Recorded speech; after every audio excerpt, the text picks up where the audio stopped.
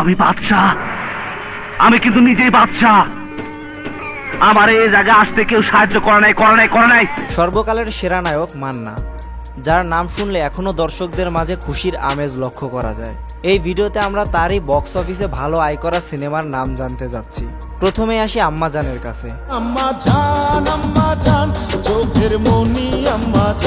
আম্মা জানে অভিনয় করেছেন মান্না, ডিপজল, মৌসুমী, আমিন খান, মিজু আহমেদ, কাজী হায়াতের মতো গুণী অভিনেতারা। তখনকার সময়ে আম্মাজান সিনেমাটি খুব ভালো সাড়া ফেলেছিল, সবাই হলে গিয়ে সিনেমাটি দেখেছে এবং এই সিনেমাটি খুব ভালো ইনকামও করেছিল। এর গানগুলো এখনো মানুষের মুখে মুখে বাজে। এরপরে আসি মান্নার আরেকটি সিনেমা গুন্ডা নাম্বার 1। মুখের খাবার যারা নিচ্ছে কেড়ে তাদের বিরুদ্ধে দাঁড়ালাম, গুন্ডা নাম্বার 1, গুন্ডা নাম্বার 1। যেখানে অভিনয় করেছেন মান্না, মৌসুমী, মিশা সওদাগর এবং আরো অনেকে। এটি ছিল সেই সময়ের অ্যাকশন ধাঁচের সিনেমা। যদিও আগে বক্স অফিস ছিল না, তারপরে বলা যায় বক্স অফিসে খুব ভালো একটা ইনকাম করে এই গুন্ডা নাম্বার 1 সিনেমাটি।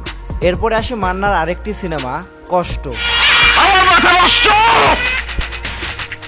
আমার বুকে কি যে কষ্ট কষ্ট কষ্ট।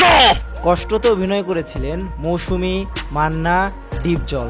তার প্রায় প্রত্যেকটা সিনেমাতেই ভিলেন হিসেবে ছিলেন ডিপজল এবং তার সঙ্গী হিসেবে ছিলেন মৌসুমী, এবং এই সিনেমাটিও দর্শকের মাঝে খুব সাড়া ফেলেছিল সেই সময়। এরপর আসি মান্নার আরেকটি সিনেমা মেশিন ম্যানের কাছে। হলিউডের যদি আয়রন ম্যান থেকে থাকে, আমাদের আছে মেশিন ম্যান এবং সে হলো মান্না। এবং মেশিন ম্যানে একসাথে অভিনয় করেছিলেন মান্না, মৌসুমী, অপবিশ্বাস।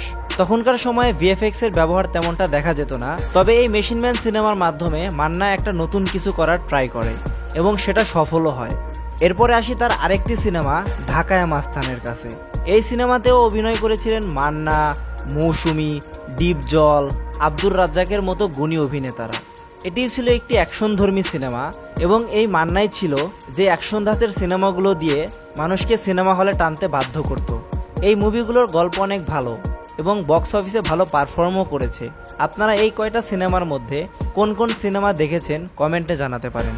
আর যদি না দেখে থাকেন, ইউটিউবের লিঙ্ক ডেসক্রিপশন বক্সে দেওয়া থাকবে, সেখান থেকে দেখে নিতে পারেন। ভিডিওটি দেখার জন্য ধন্যবাদ।